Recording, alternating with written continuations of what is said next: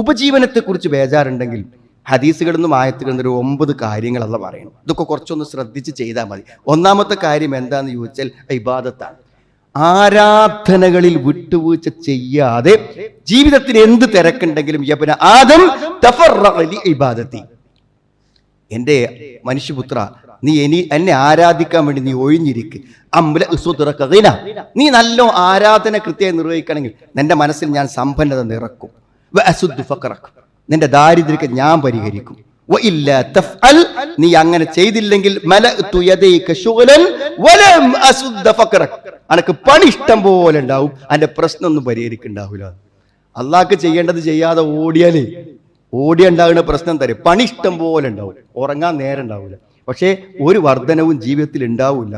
രണ്ടാമത് പറഞ്ഞ തഖ്വയാണ്. എന്തെങ്കിലുമൊക്കെ സ്വകാര്യ ജീവിതത്തിൽ നിഷിദ്ധങ്ങൾ പാലിച്ച് മുന്നോട്ട് പോയി പുറത്ത് കുറച്ച് സദക്കയും കൊടുത്ത് ഇടയ്ക്ക് പള്ളിക്ക് കയറി വെള്ളിയാഴ്ച പള്ളിക്ക് പോയി ആൾക്കാരൊക്കെ കണ്ട് പള്ളീൻ്റെ എത്തിയിലൊക്കെ പരിപാടി ഉണ്ടാകുമ്പോൾ സംഭാവനയും കൊടുത്ത് തൽക്കാലം അങ്ങനെ പോയാൽ എന്താ ഒരു ബർക്കത്ത് കിട്ടൂല, നാട്ടുകാരുടെ അംഗീകാരം ഉണ്ടാവുള്ളൂ. അവിടെ ഉള്ളിൽ തട്ടണം. ഹറാമുകളിൽ നിന്ന് വിട്ടു നിന്നാൽ തക്കുവുണ്ടെങ്കിൽ എന്ത് ചെയ്യും?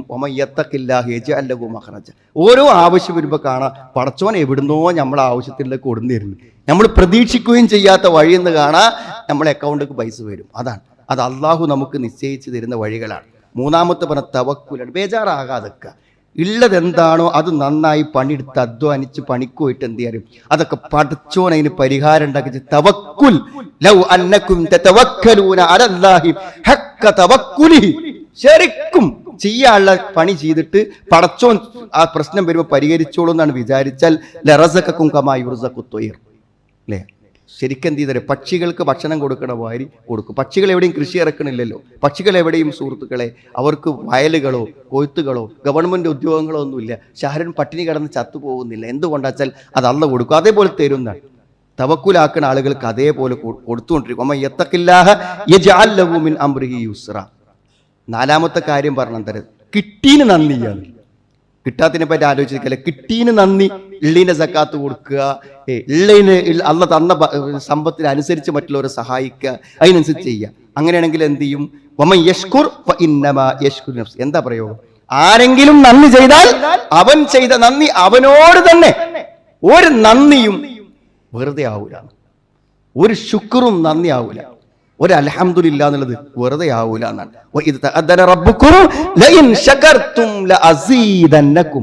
നിങ്ങൾ നന്ദി കാണിച്ചാൽ വർദ്ധിപ്പിച്ചു തരും.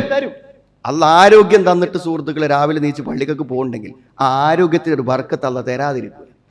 രാവിലെ എഴുന്നേറ്റ് പള്ളിക്കൊക്കെ പോകാനുള്ള ഒരു ആരോഗ്യം ഉണ്ടായിട്ട് പള്ളിക്കൊക്കെ പോകുന്നുണ്ടെങ്കിൽ ആ ആരോഗ്യത്തിന് അള്ള നിലനിർത്തി തരും. ശരി, നേരം വെളുത്തിട്ട് അങ്ങനെ നല്ല ആരോഗ്യം ഉണ്ടായിട്ടും 8 മണി വരെ കിടന്നുറങ്ങുകയാണെങ്കിൽ ചിലപ്പോൾ ഒരു ദിവസം നീക്കുമ്പോൾ കാല് നിലത്തേക്ക് വെക്കാൻ പറ്റൂലേ, ചിലപ്പോൾ മുഖം ഒരു ഭാഗത്തേക്ക് കൂടി പോയിട്ടുണ്ടായിരിക്കും. ആരോഗ്യം നിലനിൽക്കുന്നത് അള്ളാഹ്ക്ക് നന്ദി ചെയ്യുമ്പോഴാണ്. പണമുള്ളത് അള്ളാഹ്ക്കിന്റെ ഭാഗത്ത് ചെലവഴിച്ചിട്ടുണ്ടെങ്കിൽ ലഅസീദന്നകും, നിങ്ങൾക്ക് വർദ്ധിപ്പിച്ചു തരും. വലഇൻ കഫർതും, നിങ്ങൾ നന്ദി കേട് കാണിച്ചാൽ ഇന്ന അദാബി ലശദീദ്, എന്റെ ശിക്ഷ കഠിനമാണ്. എപ്പോഴാണ് അള്ളാഹു പിൻവലിക്കുക എന്നറിയാൻ പറ്റൂല. അഞ്ചാമത്തെ പറഞ്ഞ തൗബയും ഇസ്തിഗ്ഫാറുമാണ്. ഫഖുൽ തുസ്തഗ്ഫിറു റബ്ബക്കും ഇന്നഹു കാന ഗഫാറ. ഇസ്തിഗ്ഫാർ എന്നുള്ള പാപം പുറത്ത് കിട്ടാൻ മാത്രം നല്ല സുഹൃത്തുക്കൾ. വെറുതെ സ്ഥലത്തിരിക്കുമ്പോൾ 100 വട്ടം അസ്തഗ്ഫിറുല്ലാഹ് എന്ന് പറഞ്ഞാൽ അതുകൊണ്ട് കുറേ ഗുണമുണ്ട്. അള്ളാഹു നമുക്ക് ബർക്കത്ത് തരും, വലിയ അനുഗ്രഹങ്ങൾ തരും. തെറ്റുകൾ ചെയ്തിട്ടുണ്ടെങ്കിൽ ഇത് മടങ്ങുക. മനുഷ്യന്മാരല്ലേ എന്തെങ്കിലുമൊക്കെ സംഭവിക്കും. ആത്മാർത്ഥമായി മടങ്ങുക, എന്നിട്ട് അള്ളാഹുവിലേക്ക് ഖേദിച്ച് മടങ്ങുക. അങ്ങനെ ഖേദിച്ച് മടങ്ങുമ്പോൾ അള്ളാഹു നമുക്ക് എന്ത് ചെയ്യും? അനുഗ്രഹം. വഅനിസ്തഗ്ഫിറു റബ്ബക്കും തുമ്മ തൂബൂ ഇലൈഹി. കൃത്യമായിട്ട് അള്ള പറഞ്ഞ കാര്യമാണ്, അതിലൊരു സംശയവും വേണ്ട കാര്യമില്ല. നിങ്ങൾ അള്ളാഹുവിലേക്ക് ഇസ്തിഗ്ഫാർ നടത്തി പശ്ചാത്തപിക്കും. യുമത്തിഉകും മതാഅൻ ഹസന, നിങ്ങൾക്ക് നല്ല ഭൗതിക വിഭവങ്ങൾ, നല്ല സുഖം അള്ള തരുന്നു. ഇസ്തിഗ്ഫാറും തൗബയും ചെയ്യുന്ന ആളുകൾക്ക് അള്ളാഹു നല്ല സൗകര്യങ്ങൾ കൊടുക്കും. പിന്നെന്താ പറയുക? കുടുംബ ബന്ധങ്ങൾ പാലിക്കുക. പനിയൊക്കെ നോക്കുക. ബന്ധങ്ങളിലൊക്കെ ആളുകളൊക്കെ ഉണ്ടെങ്കിൽ എന്താ പറയുക? ഓർക്ക് നമ്മളെ കൊണ്ട് സഹായങ്ങൾ ചെയ്തു കൊടുക്കുക, അവരെ രോഗസന്ദർഭങ്ങളിൽ ആശ്വസിപ്പിക്കുക. നമ്മൾ കുടുംബത്തിലുണ്ടെന്നത് കുടുംബത്തിലൊരു തണലാവണം. എല്ലാവരും മുതലാളിമാരൊന്നും ആവണ്ട. ഏതെങ്കിലുമൊക്കെ വായ്പ എടുക്കാൻ വേണ്ടി വന്നാൽ 10 രൂപ കൊടുക്കാൻ പറ്റിയ ഒരാളൊരു കുടുംബത്തിലുണ്ടെങ്കിൽ അത് കുടുംബങ്ങൾക്കെല്ലാം വല്ലാത്തൊരു ധൈര്യമാണ്. സ്വന്തം അക്കൗണ്ടിൽ ലക്ഷങ്ങൾ കടക്കുന്ന സുരക്ഷിതത്വ ബോധം അവർക്കുണ്ടാവും. അല്ല കുടുങ്ങിയുണ്ടല്ലോ, നമ്മൾ ഇതിലൊക്കെ ചോദിച്ചാൽ അവൻ തരും എന്നൊരു വിശ്വാസം തന്നെ വലിയ വിശ്വാസമാണ്. സിലത്തുർ റഹ്മ, കുടുംബ ബന്ധം. റിസ്ക് വിശാലമാകാൻ ആഗ്രഹിക്കുന്നവൻ പുതിയൊരു ഇൻവെസ്റ്റ്മെന്റും കൂടി നടത്തട്ടെ. നല്ല സുഹൃത്തുക്കൾ, അത് നടത്തിക്കോളും. റിസ്ക് വിശാലമാകാൻ ഉദ്ദേശിക്കുന്നവൻ എന്ത് ചെയ്യണം? ആയുസ് നീട്ടിക്കിട്ടാൻ ഉദ്ദേശിക്കുന്നവൻ അവന്റെ കുടുംബ ബന്ധം അവൻ ചേർക്കട്ടെ എന്നാണ് ഇമാം ബുഖാരി റിപ്പോർട്ട് ചെയ്യുന്ന ഹദീസ്. മറ്റൊരു കാര്യം, ഏഴാമത്തൊരു കാര്യം പറഞ്ഞത് അൽ ഇൻഫാഖു ഫീ സബീൽ. എവിടെയെങ്കിലുമൊക്കെ അവസരം കിട്ടുകയാണെങ്കിൽ എന്തെങ്കിലുമൊക്കെ കൊടുക്കുക. സംഖ്യന്റെ വലിപ്പം നോക്കേണ്ട സുഹൃത്തുക്കളെ. എപ്പോഴെങ്കിലുമൊക്കെ ഒരു സംഗതി നമ്മളെ മുന്നിൽ വരുമ്പോൾ ഉള്ള വരുമാനത്തിൽ നിന്ന് എന്തെങ്കിലും കൊടുക്കുക. സംഭാവന കൊടുക്കാൻ മാത്രമല്ല, വരുമാനമൊന്നും എനിക്കില്ലല്ലോ എന്നൊരു വാചകം പിശാച് പലരുടെയും മനസ്സിൽ പഠിപ്പിച്ചു വെച്ചിട്ടുണ്ട്. സംഭാവന കൊടുക്കാനായിട്ടൊരു വരുമാനമുണ്ടോ സുഹൃത്തുക്കളെ? കയ്യിൽ 10 റുപ്യ ഉള്ള വെച്ചാൽ 500 റുപ്യ കൊടുക്കുക എന്നുള്ളതാണ്. അത് ദാരിദ്ര്യത്തിലും കഷ്ടപ്പാടിലും ആകുമ്പോൾ വലിയ സമ്പന്നന്മാർ കോടികൾ കൊടുക്കുന്നതിനേക്കാളും ഒരു ദീനാറിന് വില ഉണ്ടാകും. ആ സമ്പത്ത് ചെലവഴിക്കാം. ബിലാൽ റളിയല്ലാഹു അൻഹു നബി പറഞ്ഞു, അമാ തഖ്ശ അൻ തറാ ലഹു ബുഖാരൻ ഫി നാരി ജഹന്നം. എന്തോ കുറച്ച് സാധനം കൈ കണ്ടപ്പോൾ പറഞ്ഞാണ്, നരകത്തിന്റെ ആ പുക നീ ഭയപ്പെടുന്നില്ലേ ബിലാലെ? അംഫിക് ബിലാൽ, ബിലാലെ കൊടുത്തോ, ചെലവഴിച്ചോ. വലാ തഖ്ശ മിൻ ദിൽ അർശി ഇഖ്ലാല. ആ സിംഹാസത്തിന്റെ ഉടമസ്ഥനായ പടച്ചോൻ നിനക്കൊരു കുറവും വരുത്തൂല, ധൈര്യമായിട്ട് കൊടുത്തോന്നു. സമ്പത്ത് കൊടുത്താൽ സമ്പത്ത് വർദ്ധിക്കും, സമ്പത്ത് കൊടുത്താൽ സമ്പത്ത് വർദ്ധിക്കും. നമ്മൾ നമ്മുടെ കയ്യിലുള്ളത് ചെലവഴിക്കുമ്പോഴാണ് ആ സമ്പത്ത് നമുക്ക് നിലനിന്ന് കിട്ടുക എന്നാണ്. അതേമാതിരി പഠിക്കുന്ന കുട്ടികൾക്ക് നബി സ്വല്ലല്ലാഹു അലൈഹി വസല്ലമക്ക് 2 ആൾക്കാർ വന്നല്ലോ, 2 സഹോദരന്മാരാണ്. അപ്പോൾ ഒരാൾ പണിക്കും, വേറൊരാൾ നബി സ്വല്ലല്ലാഹു അലൈഹി വസല്ലമയുടെ സദസ്സിൽ എന്ത് ചെയ്യും? ഇൽമു പഠിക്കാൻ വേണ്ടി ഇരിക്കും. അങ്ങനെ വന്നപ്പോൾ അവസാനം ഈ എന്നും ജോലിക്ക് പോകുന്ന ആള് നബി സ്വല്ലല്ലാഹു അലൈഹി വസല്ലമയുടെ അടുക്കൽ വന്നിട്ട് പരാതി പറഞ്ഞു. എന്ത്, ഇവനിങ്ങനെ ജോലിക്ക് ഇവൻ ഇവിടെ പഠിക്കാനിരിക്കും, ഞാൻ എപ്പോഴും ജോലിക്ക് പോവുകയാണ് എന്ന് പറഞ്ഞപ്പോൾ നബി സ്വല്ലല്ലാഹു അലൈഹി വസല്ലം പറഞ്ഞു, അവനെ കൊണ്ടാണ് നിനക്ക് ഭക്ഷണം ലഭിക്കുന്നത്. അപ്പോൾ എന്ന് പറഞ്ഞാൽ ദീനിൻ്റെ സ്ഥാപനങ്ങൾ, ദീനിൻ്റെ കാര്യങ്ങൾ, ദീനിൻ്റെ ആളുകൾ, ദീനിന് പഠിക്കുന്ന ആൾക്കാർ, അവർക്കൊക്കെ നമ്മൾ സഹായം ചെയ്യുമ്പോൾ തീർച്ചയായും നമ്മളെ സംബന്ധിച്ചിടത്തോളം നമുക്ക് അതുകൊണ്ട് പല ഗുണങ്ങളും ലഭിച്ചുകൊണ്ടിരിക്കും എന്നാണ് ആ ഹദീസിൻ്റെ സാരത്തിൽ നിന്ന് മനസ്സിലാകുന്നത്. നല്ല ദീന് പഠിക്കുന്ന ആളുകൾക്ക് അതിന് സഹായം.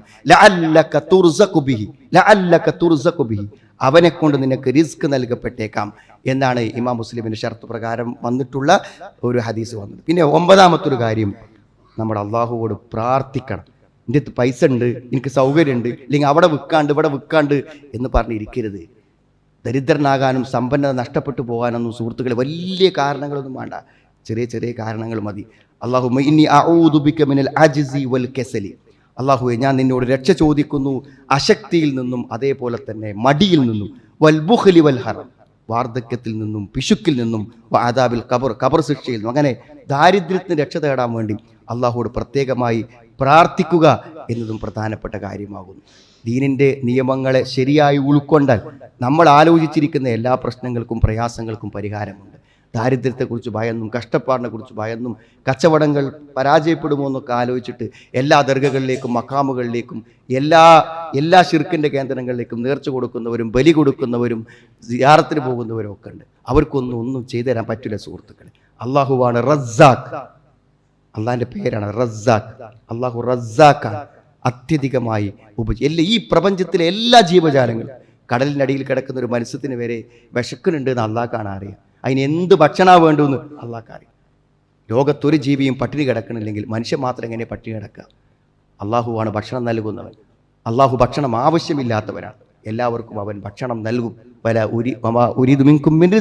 എനിക്ക് ഭക്ഷണം വേണ്ട, അള്ളാഹു ആരും ഉപജീവനം ആവശ്യപ്പെടുന്നില്ല, പക്ഷെ നമുക്കെല്ലാം ഭക്ഷണം തരും. പ്രപഞ്ചത്തിലെ സർവ്വചരാചരങ്ങൾക്കും കൊടുക്കുന്നവൻ നമുക്കും ഭക്ഷണം തരും എന്ന പ്രതീക്ഷയും തവക്കുലും നമുക്ക് വേണം. അള്ളാഹുവിൽ ഭരമേൽപ്പിച്ചും അവൻ്റെ നിയമങ്ങൾ അനുസരിച്ച് അവനിലേക്ക് ഖേദിച്ചു മടങ്ങി അവനെ മാത്രം ആരാധിച്ച് അവനോട് പ്രാർത്ഥിച്ച് നല്ല അടിമകളായി ജീവിക്കാൻ അള്ളാഹു നമുക്ക് എല്ലാവർക്കും തൗഫീഖ് പ്രദാനം ചെയ്യുമാണ്.